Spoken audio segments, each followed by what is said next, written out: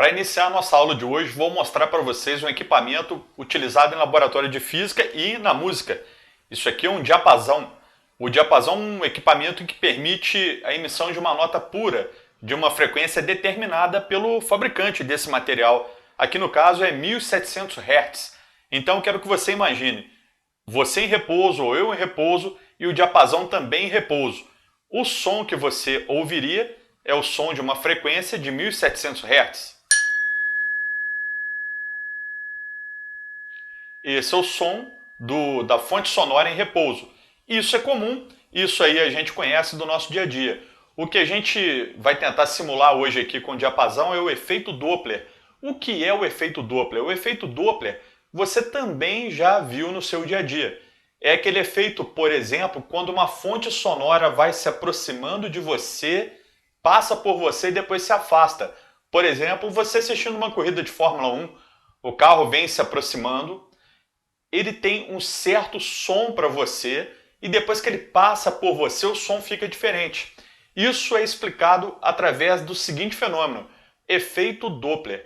O que acontece? Quando a fonte sonora vem se aproximando, a frequência aparente desse som, quer dizer, aquela frequência que você imagina que esteja acontecendo, que está só na sua mente, ela aumenta. E quando ele passa por você, a frequência aparente diminui. Eu digo aparente porque, na verdade, a frequência do som, ou do ruído do motor, ou de uma ambulância passando uma sirene, ela depende só da fonte. Então a frequência que a fonte emite continua igual. Agora, o nosso ouvido, ou um instrumento que nós utilizarmos para captar esse som, vai entender que na aproximação da fonte chegam por segundo, por exemplo, mais frentes de onda até esse instrumento ou até o nosso ouvido. Chegando mais frentes de onda por segundo, aparentemente a frequência do som aumenta. E aí nós podemos dizer que nós temos uma frequência aparente maior do que a frequência real da fonte. Vou tentar simular isso aqui com o diapasão. Já adianto a vocês que é muito difícil simular isso com baixas velocidades como essa que a minha mão pode fazer, tá? Mas vamos lá. Ou ainda... Bom, a ideia é essa. Então, quando a frente se desloca, quando a fonte se desloca em relação ao observador, pode acontecer o efeito Doppler. Lembro, o efeito Doppler pode ser representado também através da análise dessas imagens aqui, ó. Você tem, por exemplo, o observador parado, a ambulância se deslocando até ele, o observador vai captar uma frequência aparente maior do que a frequência real emitida pela fonte, e isso se deve ao fato desse diagrama aqui acontecer na prática. Olha só, eu queria que você entendesse esses desenhos, essas circunferências, né? Para uma fonte em repouso, seriam circunferências concêntricas à fonte. A fonte vai emitir o som e o som vai se propagar no ar com frentes de onda na forma de superfícies esféricas, concêntricas à fonte. Quando essa fonte se aproxima do observador, por exemplo, há um encurtamento dessa distância entre as frentes de onda. Então, vão chegar mais frentes de onda por segundo no ouvido do observador. E aí o som aparentemente será mais agudo para esse observador do que aquele emitido realmente pela fonte. Por que isso aqui acontece? Bom, isso acontece porque a fonte está em movimento. Num determinado instante, ela emite uma frente de onda. A frente de onda se propaga até o ar, chega ao ouvido da pessoa. Mas a fonte continua em movimento. Então, antes de chegar uma nova frente de onda no mesmo intervalo de tempo, a própria fonte já se afastou da posição original, ou seja, encurtou a distância entre a fonte de onda e o observador, de maneira que quando ele emite mais uma frente de onda, essa frente de onda chega mais rapidamente ao ouvido da pessoa. Então, acontece o efeito Doppler. Isso aqui representaria para nós uma fonte em repouso e dois observadores em repouso. A fonte está aqui, emitindo as frentes de onda como circunferências, né, ou superfícies esféricas, se você imaginar em 3D, concêntricas à fonte, e desse modo, nenhum dos dois observadores nota o efeito Doppler. Ou seja, a frequência aparente que chega ao observador O1 e ao outro, que é o O2, coincide exatamente com a frequência da fonte. Agora imagine a fonte se deslocando para a esquerda. Olha que interessante, repare a distância, ó. A distância original, esse comprimento de onda aqui, distância entre duas frentes de onda, e olha o que acontece. Quando a fonte se desloca no sentido do observador 1, há um encurtamento dessa distância. Ou seja, para esse observador O1 aparece o efeito Doppler e esse efeito Doppler dá para ele uma frequência aparente maior do que a frequência da fonte. Para o observador O2 já é o contrário.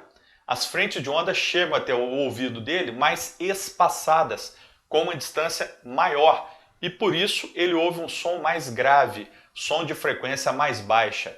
Na verdade, de frequência aparente mais baixa, porque a fonte ela continua emitindo o seu som independentemente do deslocamento da fonte. Por exemplo, esse diapasão aqui de 1700 Hz, quando eu movimentei em frente ao meu microfone, que está fazendo o papel desses observadores aí, o diapasão continuou emitindo frequência 1700 Hz.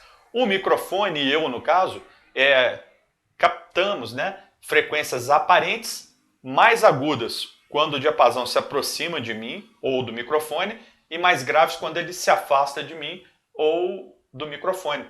Então, na verdade, a frequência da fonte continuou 1700 Hz. A frequência captada aumenta ou diminui, a frequência aparente, né, que é a captada, aumenta ou diminui de acordo com o sentido do movimento, aproximação ou afastamento. Agora, atenção, pessoal, o observador também pode estar em movimento. Então, por exemplo, você pode estar num carro se deslocando e passando por você uma ambulância, deslocando em sentido oposto. Então, tanto o observador quanto a fonte podem possuir velocidade na análise do nosso efeito Doppler. Continuando aqui, levando em caso todas as possibilidades, os pesquisadores, principalmente Doppler, perceberam o seguinte: para um observador, a frequência aparente do som pode ser calculada usando essa expressão aqui, F, que é a frequência da fonte, que multiplica uma relação de duas velocidades, uma divisão de duas velocidades relativas. Existe aqui em cima uma velocidade relativa e aqui embaixo outra velocidade relativa. E, na verdade, para você aplicar essa equação, é necessário lembrar que velocidade tem orientação. E a orientação para o estudo do efeito Doppler segue o sentido positivo do observador para a fonte.